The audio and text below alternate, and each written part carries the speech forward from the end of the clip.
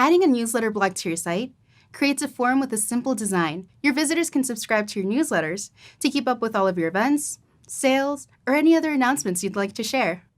To add a newsletter block to a page or post, click an insert point and choose Newsletter from the block menu.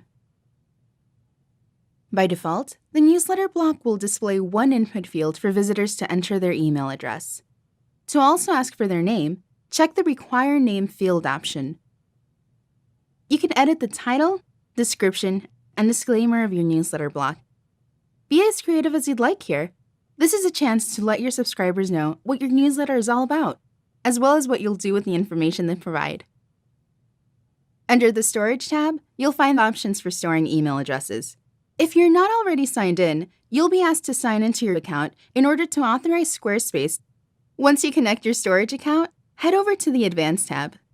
Under the Advanced tab, you can edit your submission settings. In the Post Submit field, you can customize a message that appears after someone subscribes. While this says thank you by default, you're welcome to edit this text as well. You can also add HTML to render after submission.